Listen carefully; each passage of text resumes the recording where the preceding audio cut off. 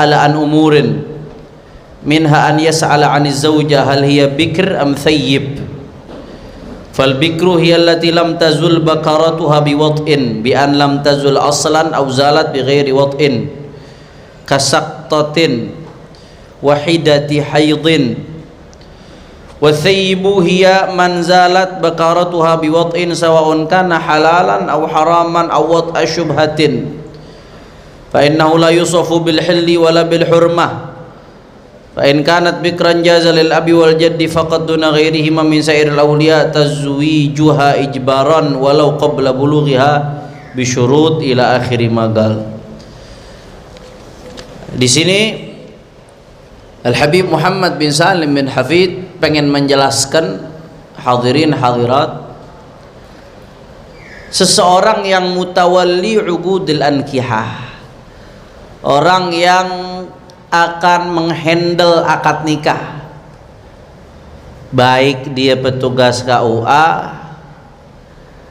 atau ulama yang hadir di situ yang menikahkan, atau walinya itu sendiri yang menikahkan, putrinya kah, cucunya kah, adiknya kah, atau si pengantin laki-laki itu sendiri.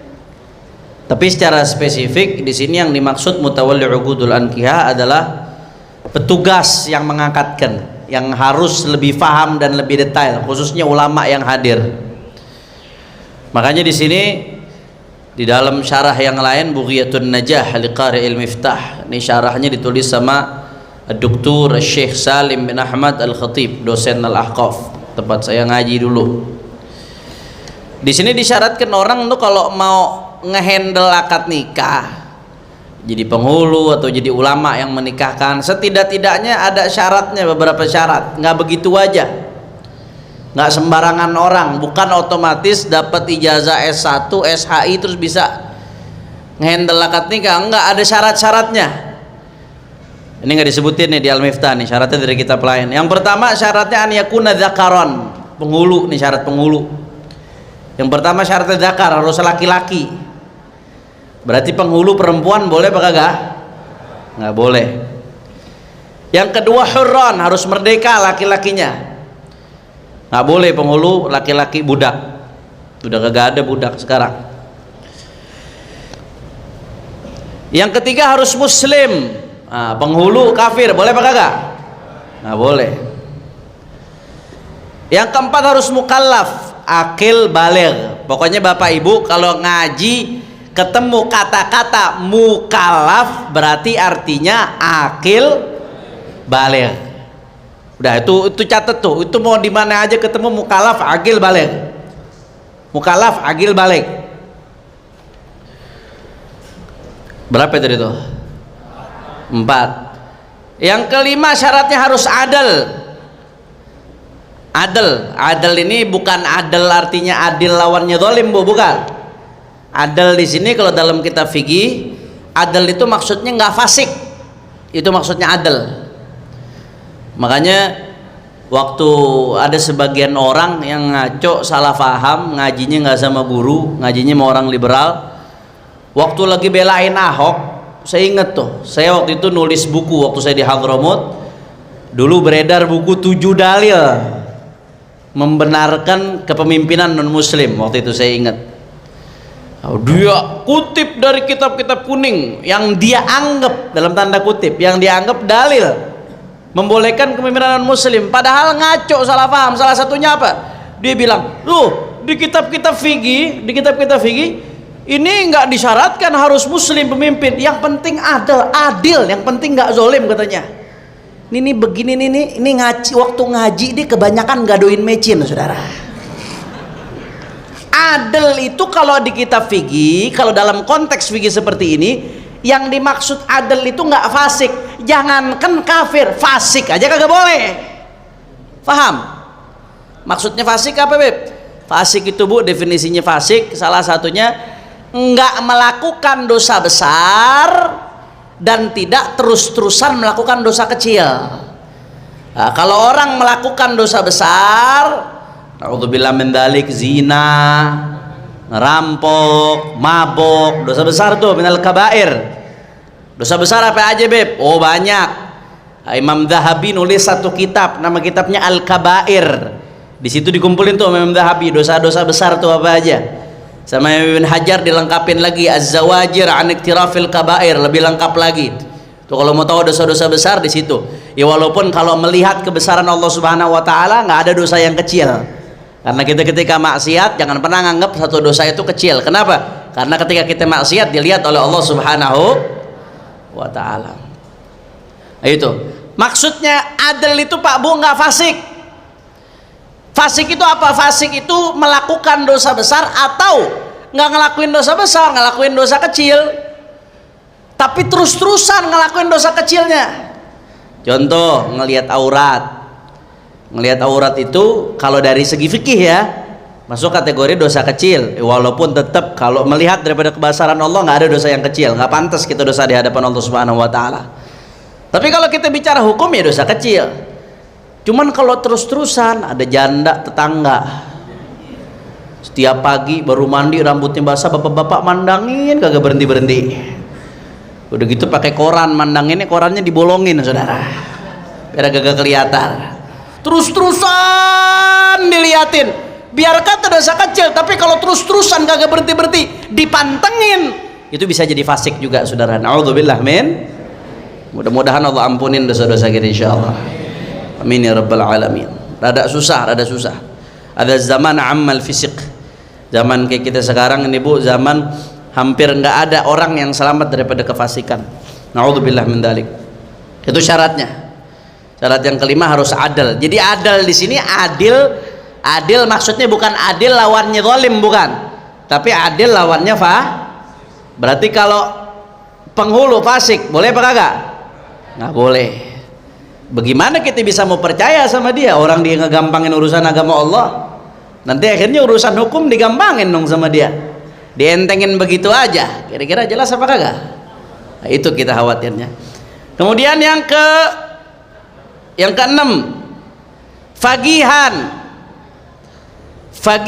arifan bima la budda minhu fi masailin nikah wa maqadiril idat wa inqidaiha wa saraihit talaq wa raj'ah wa kinayatihima.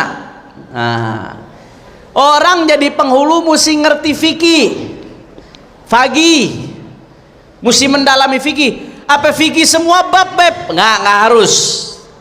Kalau emang dia tugasnya penghulu, dia mesti mendalami fikih yang berkaitan dengan nikah, fikih yang berkaitan dengan talak, lafaz-lafaz tolak seperti apa, rujuk lafaznya seperti apa, iddahnya perempuan berapa lama, itu mesti paham tuh. Nah, kalau dia nggak paham itu, maka nggak bisa jadi penghulu. Kira-kira jelas apa kagak?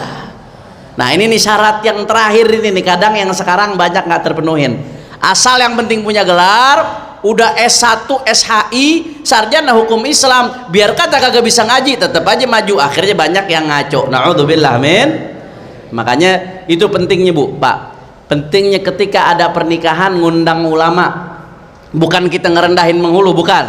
Kita hormat sama penghulu-penghulu yang memang alim di bidangnya. Banyak yang alim. Saya nggak mengatakan semuanya begitu, nggak. Tapi ada yang memang ngawur. Ada yang memang nggak mendalami hukum-hukum seperti ini secara detail dari kitab-kitab sumbernya langsung. Nah, itu pentingnya kalau kita ngawinin jangan cuma mikirin orkes. Ini kadang-kadang ibu-ibu nih ngawinin yang dipusingin puade atau puade Bu.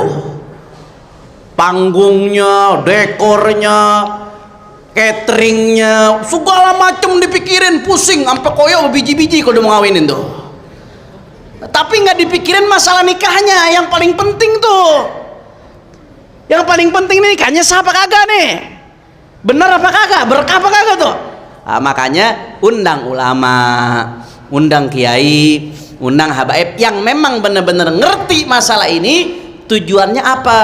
Kalau ada apa-apa dia bisa negor, kalau ada apa-apa dia bisa ngingetin. Kira-kira jelas apa kagak?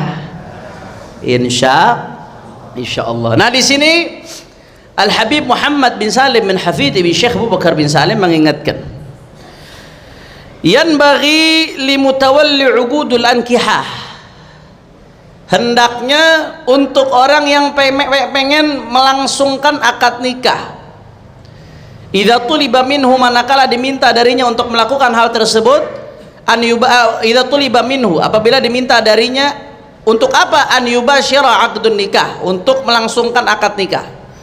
Sawan kana huwal wali au kana safiran mahdhan, baik orang tersebut adalah wali atau dia safiran mahdhan. Safir mahdhan ini maksudnya dia wakil. Dia bukan wali aslinya, cuman dia jadi wakil, diwakilkan kepada dia. Itu safiran mahdhan, namanya safir. Safir itu kalau pakai bahasa modern artinya dubes, duta besar. Duta kan ngewakilin.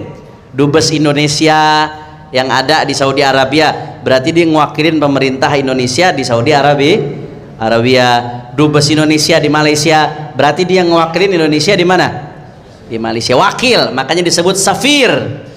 Baik orang tersebut memang wali atau diwakil, maka harus apa yang dia lakukan? Yanbaghi apa failnya?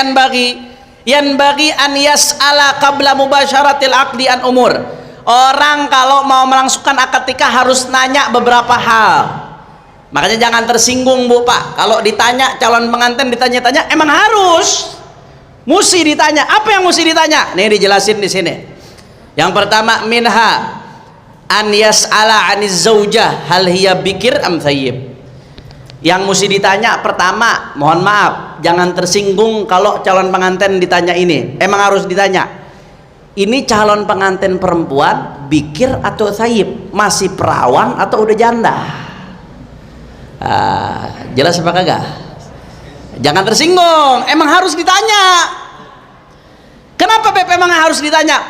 Karena Pak Bu, perawan atau janda nanti ada implikasi hukumnya. Kalau perawan hukumnya begini, kalau janda hukumnya begini, nanti akan kita jelaskan. Nah, tapi jangan salah paham, definisi perawan atau janda di sini bukan seperti definisi di tengah umumnya masyarakat, bukan. Perawan atau janda di sini definisinya bukan seperti definisi medis. Kalau definisi medis Bu Pak, pokoknya mohon maaf ilmu nih, saya bicaranya agak vulgar sedikit, nggak apa-apa ya. Kalau definisi medis yang masih ada selaput keperawanan itu disebut perawan. Kalau udah kagak ada selaput keperawanan, sebabnya apapun, nggak disebut perawan tuh. Perawan itu yang ada selaput keperawanan. Itu definisi medis. Kalau definisi syariat nggak begitu Bu Pak. Definisi syariat lain, bukan berarti bertentangan ya, tapi definisi yang punya implikasi hukum nih.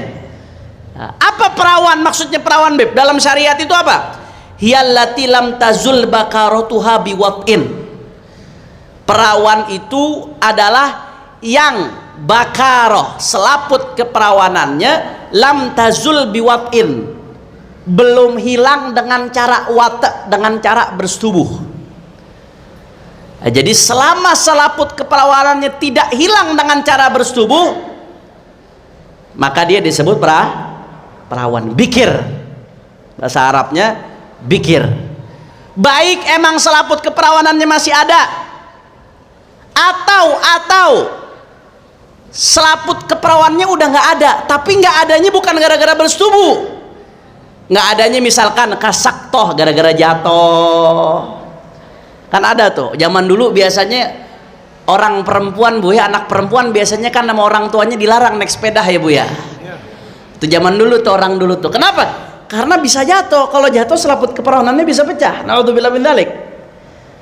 Nah, andai kata ada anak perempuan jatuh, selaput keperawanannya pecah, dalam syariat dia dinamakan perawan atau janda?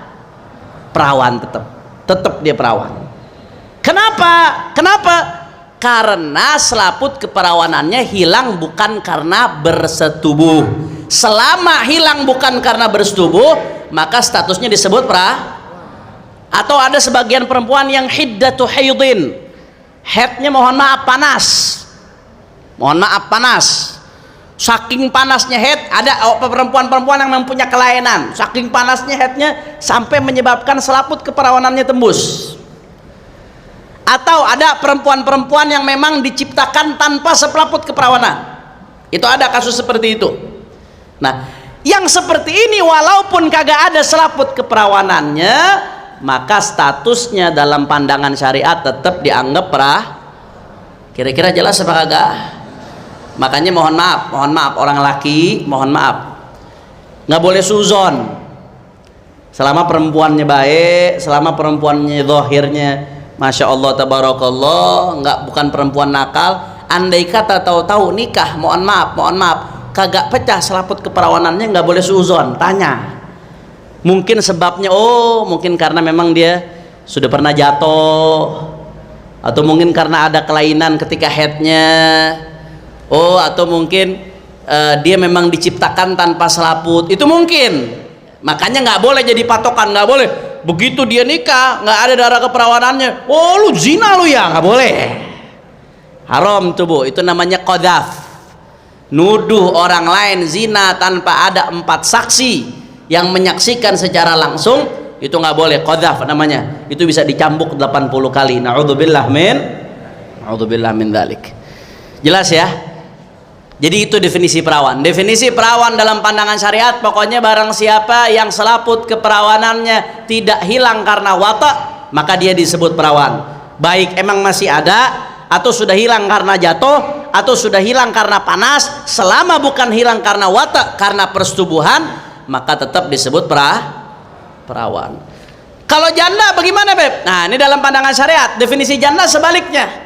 Barang siapa manzalat bakaratuha biwat'in ats-tsayyib wa hiya allati manzalat bakaratuha biwat'in.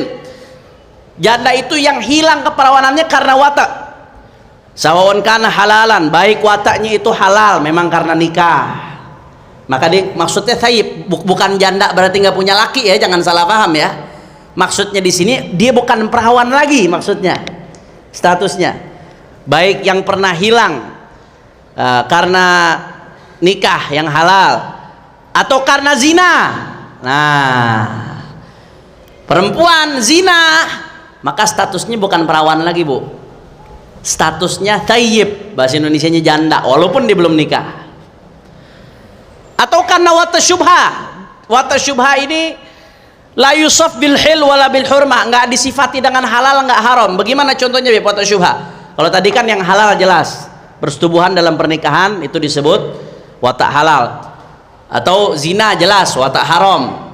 Ada namanya wata syubha. Wata syubha ini nggak halal nggak haram. Contohnya bagaimana? Contoh ada saudara kembar namanya Mimin sama Mumun. Jangan-jangan ibu-ibu ada yang namanya Mimin nih. Ada kata Ki Rosyid. Mimin sama mirip, benar-benar mirip. Nah akhirnya si Mamat nikah sama Mimin. Mamat nih nggak pernah ketemu Mimin sebelumnya. Mamat laki-laki lugu. Nah, dia sebelum nikah sama Mimin dia nggak pernah komunikasi, nggak pernah ketemu sebelumnya. Pokoknya nikah aja udah jadi. Begitu nikah malamnya orang tuanya juga polos-polosan, kagak dianterin. Mana yang Mimin, mana yang Mumun, kamarnya sebelahan.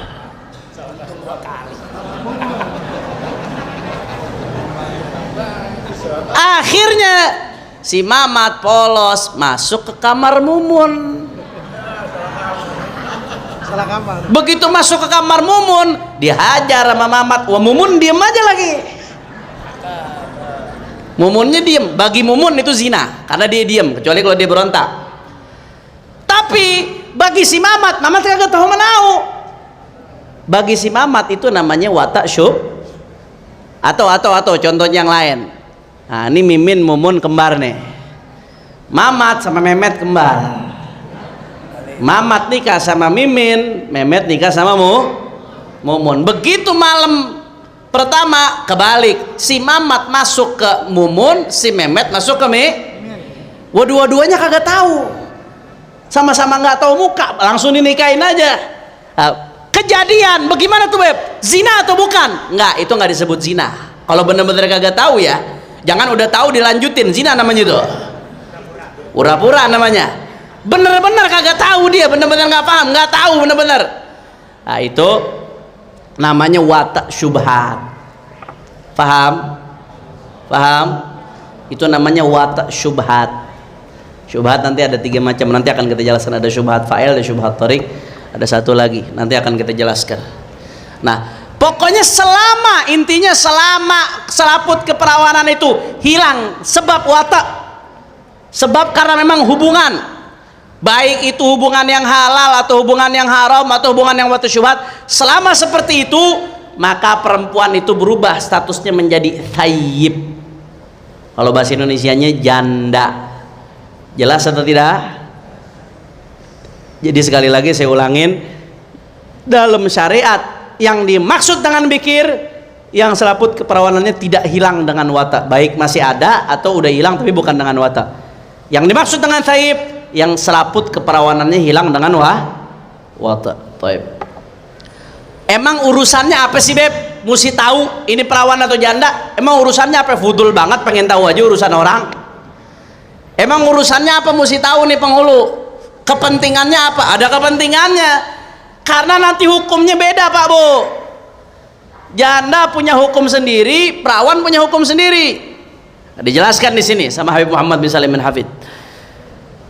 Fa in kanat bikron, kalau memang dia ternyata masih bikir, masih perawan, maka di antara hukumnya apa? Salah satu hukumnya nih Bu ya. Kalau dia masih perawan, jazalil abi wal jad faqat duna ghairihima min sairil auliya tazwijuha ijbaron walau qabla bulughiha. Andai kata memang masih perawan, maka jaza boleh untuk siapa? Lil abi wal jaddi faqat, untuk bapak dan kakek. Boleh apa? Boleh menikahkan ijbar, nikahin paksa tanpa izin. Nah, jadi kalau memang masih perawan, maka bagi wali mujbir nih, wali yang punya hak untuk menikahkan tanpa si izin si perempuan, itu disebut wali mujbir. Itu dalam mazhab Syafi'i cuma 2 Bu, nggak ada yang ketiga. Imma bapak langsung, bapak kandung ya, atau kakek langsung, bapaknya bapak, bukan kakek dari ibu. Kakek dari ibu nggak bisa jadi wali, bapaknya bapak, kakek. Nah, kalau bapak masih ada, bapak wali mujbir. Kalau bapak udah nggak ada, kakeknya masih ada, maka kakek. Andai kata kakek udah nggak ada, walinya pindah ke saudara kandung. Saudara kandung bisa nggak nikahin paksa? Nggak bisa. Saudara kandung itu kalau nikahkan harus seizin dia. Paham atau tidak? Nah, ini hanya bisa di perawan. Kalau janda nggak bisa, walaupun bapaknya nikahin anaknya yang udah janda, yang udah pernah wata, harus seizin si anak. Kalau nggak izin nggak sah. Tapi kalau anaknya masih perawan, andai kata bapak atau kakeknya nggak izin, tetap sah. Ya walaupun nanti dijelaskan Bu, Pak, tetap sunnahnya izin.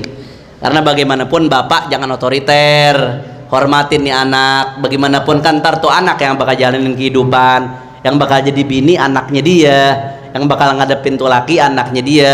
Sunnah dianjurkan, sunnah ajaran Rasul Shallallahu Alaihi Wasallam tetap, walaupun dia statusnya bapak, walaupun statusnya kakek, kalau mau nikahkan anak yang perawan tetap sunnahnya izin. Tapi andai kata nggak izin, langsung dinikahkan bagaimana? Misalkan Kiai Rosyid punya anak perawan, tahu-tahu ketemu satu orang, Kiai Rosyid cocok nih, udah dah langsung dinikahin sama Kiai Rosyid, anaknya kagak tahu, sah apa kagak?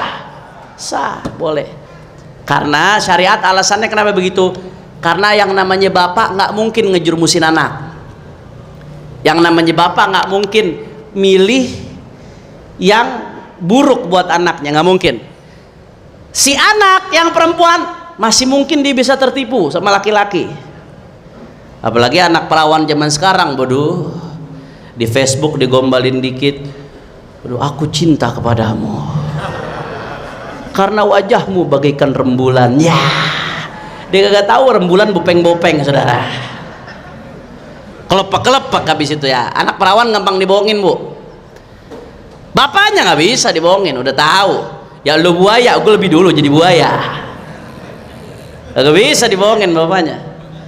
Makanya bapak nggak mungkin, bapak dan kakek itu nggak mungkin milih yang buruk buat anak perempuannya. Makanya syariat ngidirin, andai kata bapak atau kakek mau jadi wali mujbir disebutnya, wali yang menikahkan tanpa izin itu boleh hukumnya. Kira-kira jelas apa kagak? Tapi Bu Pak, nah kita lanjut lagi. Nah ini hanya bisa kalau anaknya masih perawan. Nah, itu kan berarti udah ada implikasi hukum tuh. Antara perawan dengan janda ada implikasi hukum di situ. Tapi wali mujbir tadi itu bapak atau kakek yang ingin menikahkan tanpa izin si anak perempuan nggak bisa begitu aja nyelonong. Ada syaratnya. Satu aja syarat nggak terpenuhin nggak sah.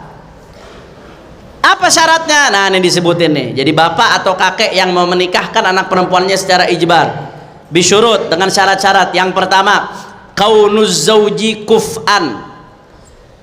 Bapak atau kakek yang mau nikahkan anak perempuannya secara ijbar tanpa izin, syarat yang pertama, suaminya harus kufu. Calon suaminya harus kufu, sepadan. Sepadan dalam hal apa, Beb? Ah itu dibahas nanti, ada babnya sendiri. Namanya khisalul kafa'ah. Pertimbangan-pertimbangan yang di situ dianggap oleh syariat di dalam mengukur kesepadanan antara si laki-laki dan si perempuan. Itu disebutnya kafa'ah. Nah dalam kasus tadi tuh, kalau laki-laki bapak atau kakek mau nikahkan anak perempuannya tanpa seizin si anak perempuan, maka calon suaminya harus sepadan dengan dia. Contoh sepadan bagaimana?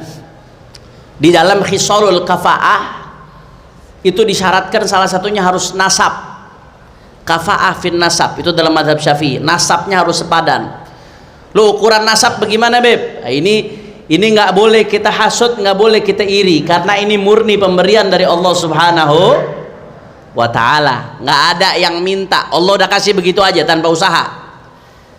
Contohnya nasab yang nyambung sama Rasul Sallallahu Alaihi Wasallam di dalam fikih nih mazhab Syafi'i itu nggak sepadan dengan nasab yang nggak nyambung sama Rasulullah. Nggak sepadan, nggak boleh. Makanya andai kata ada bapak habaib misalkan punya anak perempuan, naudzubillah min dzalik, dia mau nikahkan paksa anak perempuannya yang syarifah dengan laki-laki lain yang bukan sayyid. Ini salah satu contoh saja. Ini nanti ada pembahasan hukumnya sendiri, ada sebabnya, ada alasannya, bukan diskriminasi dan lain sebagainya. Dia mau nikahkan paksa dengan suaminya anak laki-laki yang bukan sayyid, yang bukan habib. Itu dalam fikih nggak kufu namanya, nggak sepadan. Kenapa?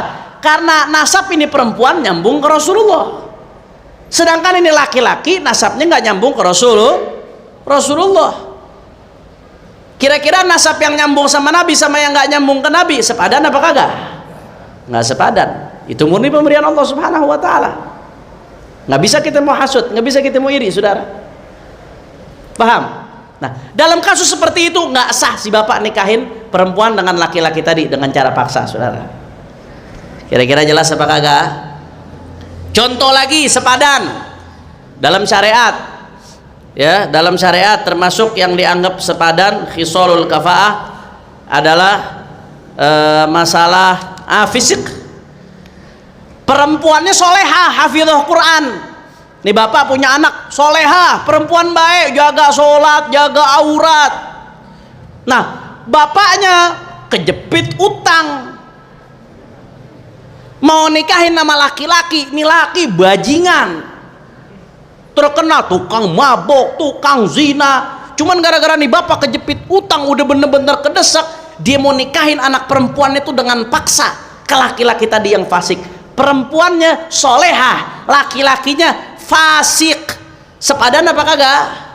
Nggak sepadan. Andai kata dinikahkan secara paksa tanpa seizin si anak perempuan, nikahnya kagak sah. Jelas apa kagak?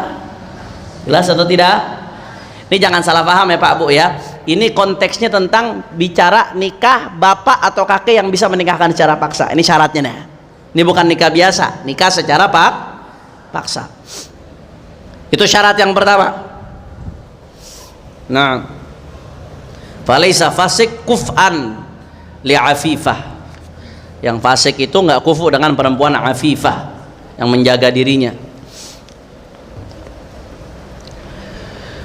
Tadi syarat yang pertama, syarat bi kaunuz zauj kuf'an. Kemudian yang kedua, musiran bi mahril mithil. Laki-laki ini mampu dengan mahar mithil. Dia mampu, dia punya uang yang cukup untuk bayar mahar mithil. Mahar mithil maksudnya apa, Pak, Bu? Nah, perhatiin baik-baik Ibu Bapak. Nanti akan dibahas panjang lebar di babnya. Mahar itu ada dua. Ada namanya mahar musamma, ada namanya mahar mithil. Mahar musamma itu mahar yang disebutkan ketika akad. Misalkan di dalam akad itu bapaknya mengatakan, saya nikahkan dan saya kawinkan kamu dengan putri saya dengan mahar 212.000 misalkan. Zaman sekarang model-modelan orang mahal, angkanya macam-macam saudara, di model-modelin 212.000. Mahar yang disebutkan di akad itu disebut mahar musamma, disebutkan di akad. Ada lagi namanya mahar mithil. Mahar mithil itu mahar yang sesuai standar perempuan begitu. Misalkan ini perempuan anak kiai. Nah, biasanya anak kiai kayak dia ini maharnya berapa? Oh, ini perempuan hafizul Quran. Teman-teman dia yang hafizul Quran tuh biasanya dikasih maharnya berapa? Itu disebut mahar mithil. Nah, laki-laki ketika bapak atau kakek pengen nikahkan anak perempuannya dengan paksa dengan seorang laki-laki, si laki-laki harus musiran bi mahar mithil, mampu bayar mahar Jelas atau tidak? Dia harus mampu, nggak boleh bokek laki-lakinya, harus mampu. Minimal dia mampu mahar mithil, nggak harus punya mobil, nggak harus, mampu dia mahar mithil yang penting. Kemudian syarat yang ketiga, laisa bainahu wa bainaha adawah zahirah wala batinah.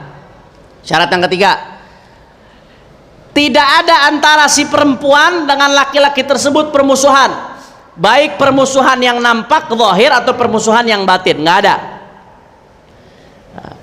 Contoh, zahirah itu permusuhan yang zahir, maksudnya permusuhan yang orang di sekitar rumahnya tahu, oh ini laki sama perempuan nih berantem nih kerjaannya nih.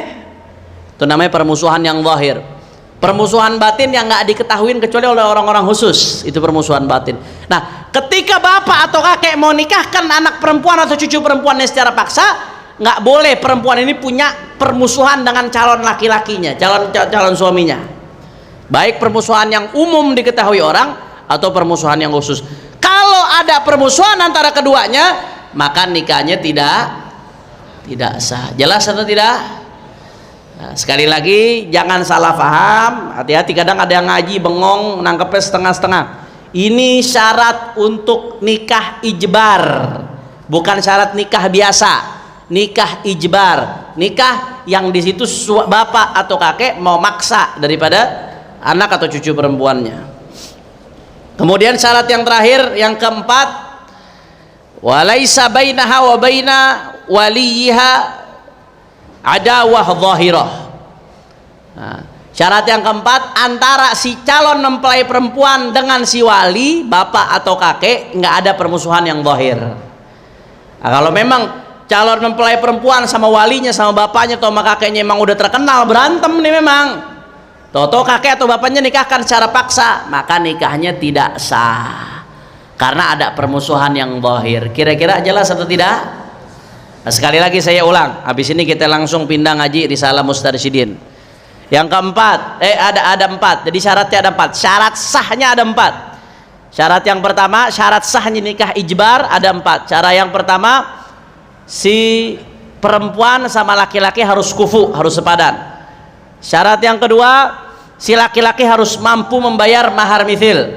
Syarat yang ketiga, tidak ada permusuhan zahir atau batin antara si laki-laki dengan perempuan. Syarat yang keempat, tidak ada permusuhan yang zahir antara si laki-laki si perempuan dengan walinya, nggak ada permusuhan yang zahir. Kalau empat syarat ini terpenuhi, maka nikahnya sah. Satu aja nggak terpenuhi, nikahnya sah atau tidak? Kira-kira jelas atau tidak? Insya Allah itu syarat sahnya nikah ijbar. Ada empat syarat sahnya. Kemudian ada syarat tambahan lagi, tapi syarat tambahan yang tiga ini bukan syarat sah. Nah, ini pentingnya ngaji mu guru nih. Kalau kita ngaji sendiri itu nanti lewat aja dipikir sama semua, beda. Ini ada syarat tambahan, tapi ini bukan syarat sah. Andai kata nggak terpenuhi tetap sah, cuman dosa. Ini syarat-syarat tambahan ini namanya syarat jawazul iqdam. Syarat supaya nikahnya nggak dosa. Bukan berkaitan dengan sah atau tidak sah, tapi berkaitan dengan jawaz, boleh atau tidak boleh. Apa aja syaratnya? Yang pertama, yajib aidan an layan khusus sadaq an maharil mithil. Wajib juga maharnya tadi nggak kurang dari mahar misil. Ketika praktek, kalau tadi syarat yang tadi Bu, Pak, syarat yang tadi membahas apa? Syarat yang tadi yang dibahas si laki-lakinya mampu, baik itu udah dipraktekin atau belum, dia mampu mahar misil, itu syarat sah.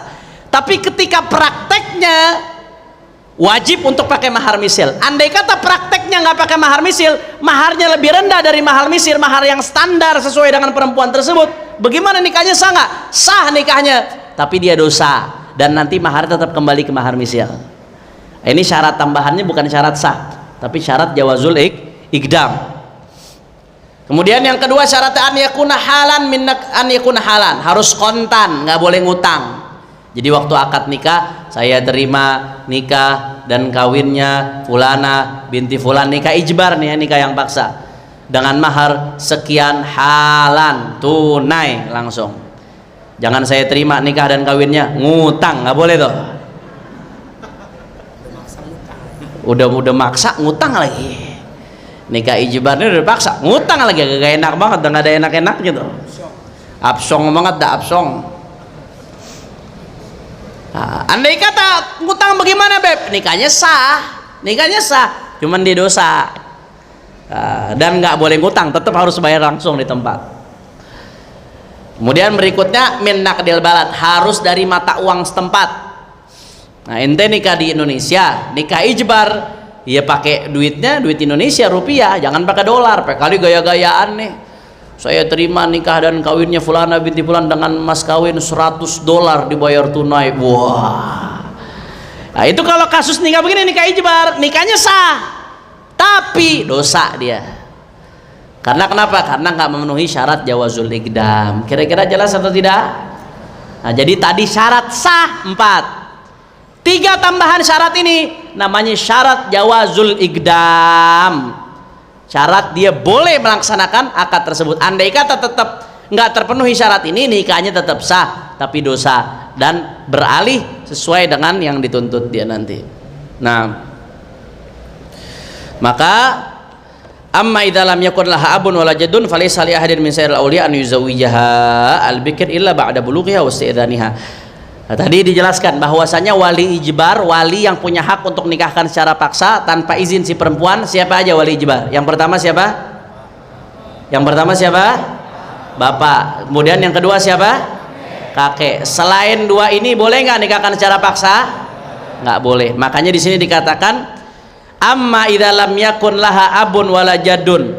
Kalau si perempuan ini udah nggak punya bapak, perempuan yatimah, wala jaddun, dan udah nggak punya kakek dari bapak yang masih hidup, abul ab, maka falaisa li ahadin min sairil auliya an yuzawijaha, nggak ada boleh wali manapun yang menikahkan dia secara ijbar illa kecuali ba'da bulughiha wa istidaniha, dia hanya bisa dinikahkan perempuan ini setelah balik dan istidaniha, setelah mendapatkan izin dari perempuan tersebut. Karena selain bapak, selain kakek tidak punya hak untuk melakukan ijbar, untuk menikahkan daripada saudari perempuan, ponakan perempuan dan lain sebagainya dengan paksa. Nah, harus izin, wajib dia izin. Kayak Ana kemarin nikahkan ukhti, adik perempuan Ana, karena adik perempuan Ana, abahnya udah meninggal, rahimahullah rahmatal abrar. Kakek Ana udah meninggal, Hanif bin Abdurrahman bin Umar. Kakek Ana Umar udah meninggal.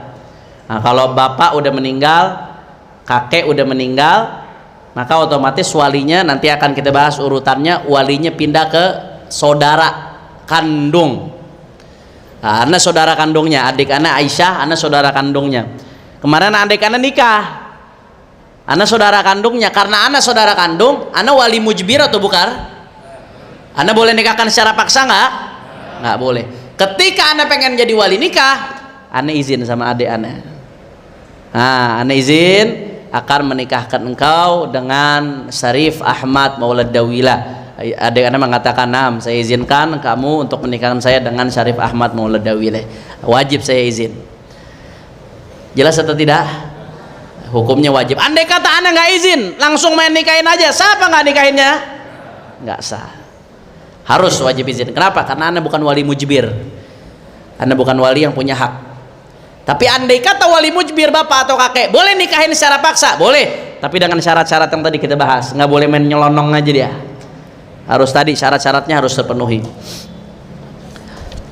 Nah, wa yakfi fil idni sukutuha.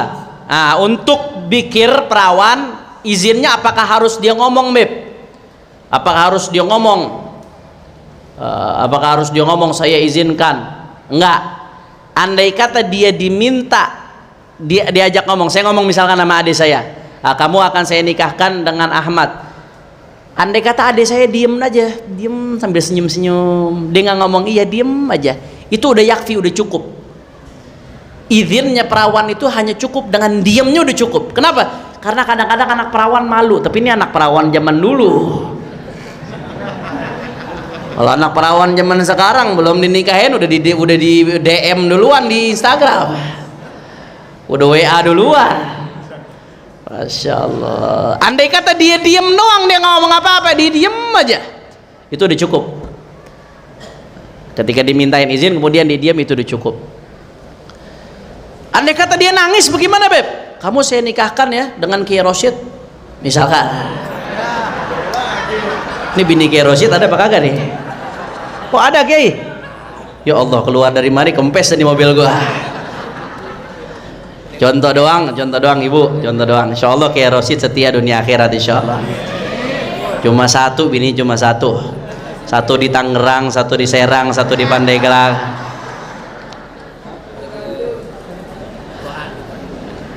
Ada perempuan nih, anak perempuan, bukan adik-adik, misalkan ada adik salah satu dari yang ada di sini, mau dinikahin sama Kiai Rosyid, walinya abangnya, dia ngomong ke adiknya, Dek, kamu saya nikahkan ya dengan Kiai Rosyid.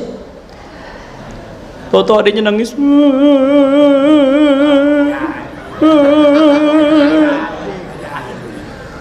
Bagaimana tuh? Sah apa kagak?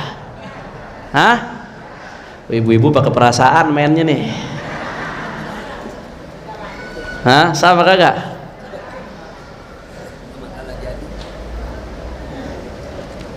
Sah apa kagak? Sah. Selama nangisnya nangis terharu, bukan nangis teriak-teriak ngambek, sah.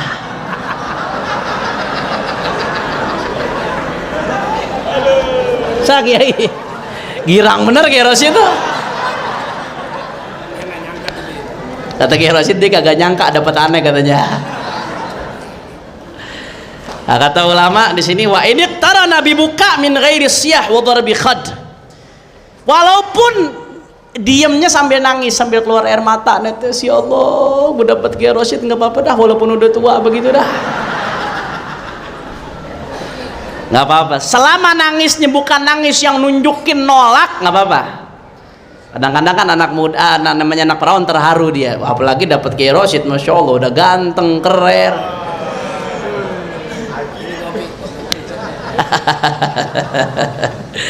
Paham ya? Paham. Tapi kalau nangisnya sambil teriak-teriak, kamu saya nikahin sama Kiai Rosyid, wah, kumprah, banting piring akhirnya itu, berarti kagak sah tuh, kagak mau berarti dia. Kalau nangisnya bareng dengan teriak-teriak, ngambek, guling-guling di pasir sampai kotor semua tuh baju, itu kagak sah berarti dia kagak mau, nolak tuh perempuan. Kira-kira jelas atau tidak? Jelas. Mau nikah lagi Kiai? Hah? Doain katanya, doain. Udah tua masih genit aja, ya Allah, ya Allah. Mudah-mudahan Kiai Rosyid panjang umur, sehat walafiat, makin sayang sama istrinya insyaallah. Kira-kira jelas atau tidak? Nah, mau yustahabbu lil abi wal jaddi in kanat balighatan istidanu, yang tadi kita bahas. Bapak atau kakek walaupun si bapak atau kakek itu bisa nikahkan secara paksa, tapi disunnahkan, yustahabbu isti'danuha, tetap disunnahkan untuk izin kepada anak perempuan tersebut. Nah, ini saja yang kita jelaskan pada kesempatan pada pagi hari ini. Mudah-mudahan yang sedikit ini bermanfaat. Insyaallah kita lanjutkan pada pertemuan berikutnya.